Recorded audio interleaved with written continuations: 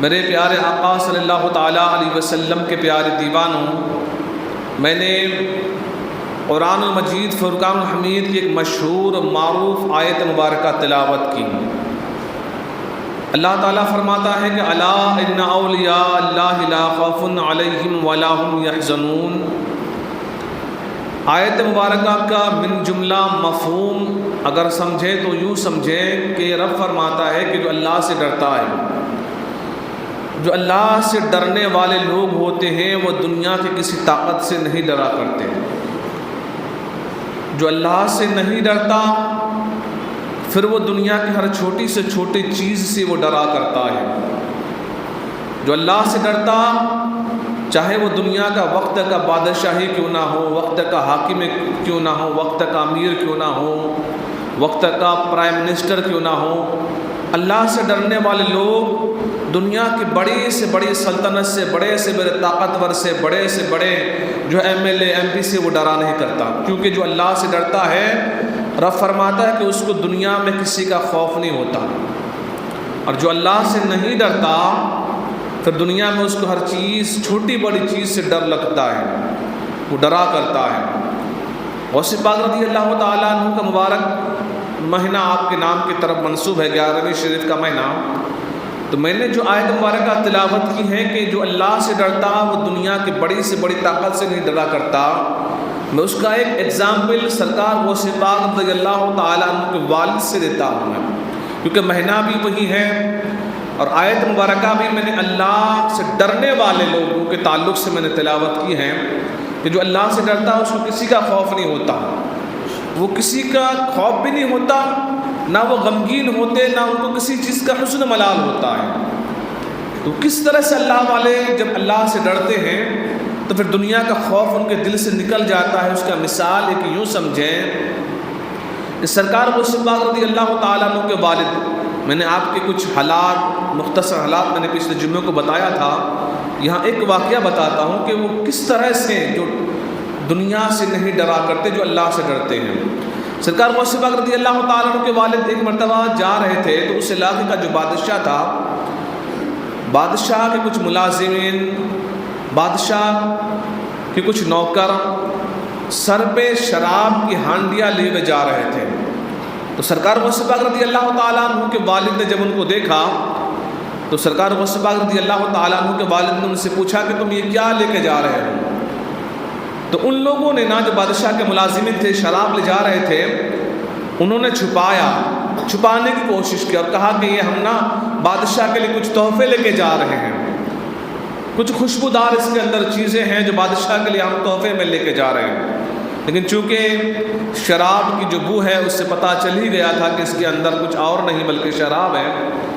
تو سرکار غوث پاک رضی اللہ تعالیٰ عنہ کے والد نے ڈنڈے سے ان کے سارے ہانڈیوں کو پھوڑ دیا، شراب کے سارے ہانڈیوں کو پھوڑ دیا۔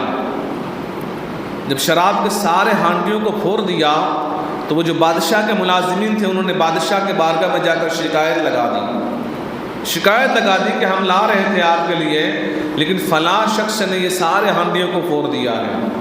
سارے ہانڈیوں کو پھوڑ دیا۔ بادشاہ کو غصہ آیا اور اس نے ملازمین کو کہا کہ جاؤ ان کو بلا کے لاؤ میری بارگاہ میں۔ سرکار غوث پاک رضی اللہ تعالیٰ عنہ کے والد کو بلا کے لایا گیا۔ جب بلا کے لایا گیا تو بادشاہ نے پوچھا کہ آپ نے ایسا کیوں کیا؟ کیا آپ کو ہم سے ڈر نہیں لگتا؟ آپ نے ایسا کیوں کیا؟ ملازمین ہمارے لیے لے کے آ رہے تھے شراب، آپ نے ان تمام ہانڈیوں کو پھوڑ دیا، کیا آپ کو پتہ نہیں کہ میں بادشاہ وقت ہوں؟ کہ آپ کو مجھ سے ڈر نہیں لگتا؟ کیوں ایسا کیا آپ نے؟ تو سرکار غوث پاک رضی اللہ تعالیٰ عنہ کے والد نے جواب دیا، آج چونکہ ہوتا یہ ہے نا کہ آج لوگوں میں اتنی ہمت نہیں ہوتی ہے کہ کسی بڑے لوگوں سے وہ بات کر سکے، بلکہ حد تو یہ ہے کہ ہمارے اندر اتنی بھی ہمت نہیں ہے، جرأت نہیں ہے کہ ہمارے علاقے کا جو ممبر ہوتا ہے نا، ممبر، وہ اگر کام نہ کرے تو ہمیں بھی جرأت نہیں ہوتی کہ ہم ان سے جا کے بات کریں، ان سے مواخذہ کریں کہ تم نے ایسا کام کیوں کیا، یہ کام کیوں نہیں کیا۔ جرأت نہیں ہے، قوت نہیں ہے، ڈرتے ہیں ہم۔ لیکن جو اللہ والے ہوتے ہیں وہ بادشاہ سے وہ ڈرا نہیں کرتے، وقت کا بادشاہ کیوں نہ ہو وہ اس سے ڈرا نہیں کرتے۔ بادشاہ نے بلایا، آپ گئے، کہا کہ کیوں توڑا؟ کہ آپ کو پتہ نہیں کہ میرا سامان تھا، میرے ملازمین تھے، میرے پاس لا رہے تھے، آپ کی اتنی جرأت توڑ دیا آپ نے؟ تو غوث پاک رضی اللہ تعالیٰ عنہ کے والد نے جواب دیا کہ بادشاہ میں تجھے بھی اور جو بھی اس کو پینے والے تھے ان کو بھی میں جہنم سے بچایا، میں نے تیرے اوپر احسان کیا ہے بادشاہ، میں نے تیرے اوپر احسان کیا، وہ یہ اس طرح سے کہ اگر تو شراب پیتا تھا تو بھی جہنم بنتا تھا، اور جس کو بھی تو پلاتا تھا وہ بھی جہنم کا حقدار بنتا تھا، تو میں نے تیرے اوپر احسان کیا، احسان تجھے تو میرا احسان مند ہونا چاہیے تھا۔ تو بادشاہ کے دل میں وہ بات اثر کر گئی۔ بادشاہ نے کہا کہ آپ نا ایک کام کریں کہ آپ نا میرے دربار میں ملازم رہ جائیں، میرا مشیر بن جائیں، میرا ملازمن بن جائیں، میرے یہاں آپ سپاہیوں میں رہ جائیں، میرے دربار میں آپ ملازمن بن جائیں۔ تو سرکار غوث پاک رضی اللہ تعالیٰ نے فرماتے ہیں کہ جس کی ڈیوٹی اللہ تبارک و تعالیٰ نے لگائی ہونا، اس کو دنیا کے کسی بادشاہ کی ڈیوٹی کی ضرورت نہیں ہوتی ہے۔ میں نے تجھ کو دنیا کی برائیوں سے روکا، تجھے نیکی کی دعوت دی، تو یہ ڈیوٹی میرے رب نے مجھے لگایا ہے، اور ہر مسلمان کی ذمہ داری ہے کہ اگر وہ کسی کے اندر کوئی برائی دیکھے تو اس کو روکے، بھلائی کی دعوت دے۔ یہ رب نے ہر مسلمان کے ذمے یہ ڈیوٹی لگائی ہے،